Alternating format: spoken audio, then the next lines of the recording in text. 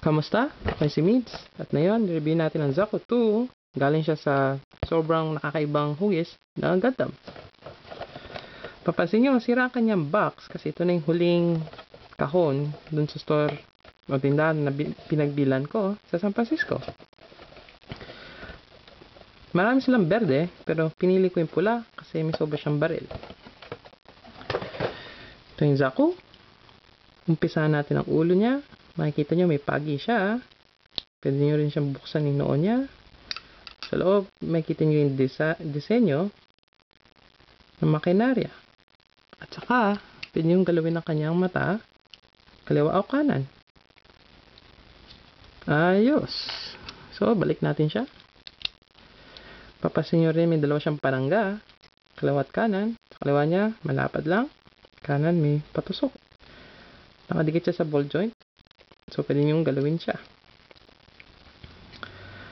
So, itong makikita nyo sa likod, may magandang disenyo rin siyang backpack.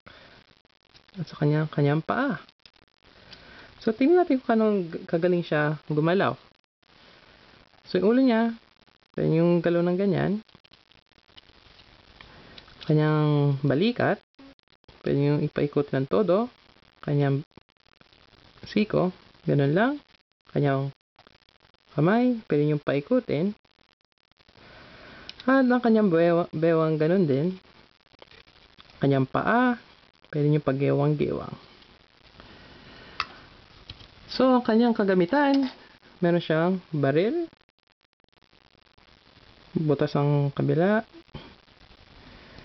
may magazine na natatanggal, pwede nyo lagay sa likod, parang ganyan.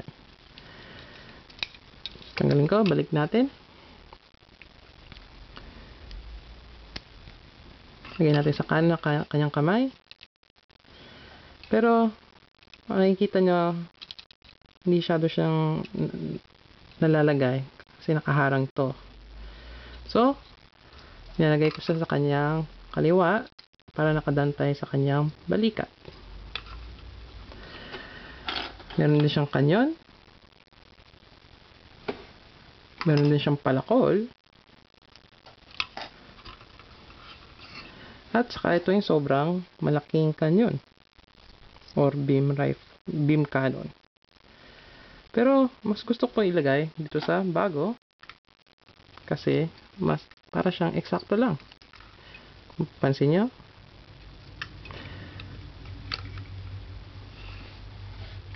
Yan. So, mas maliit siya konti pero mas malapad siya. Mas mataba.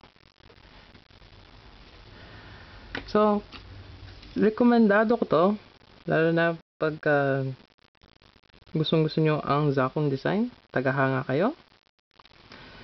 So, yan ang review ko sa Zaku 2. Ako'y si Mids at maraming salamat sa panonood at hanggang sa ulitin.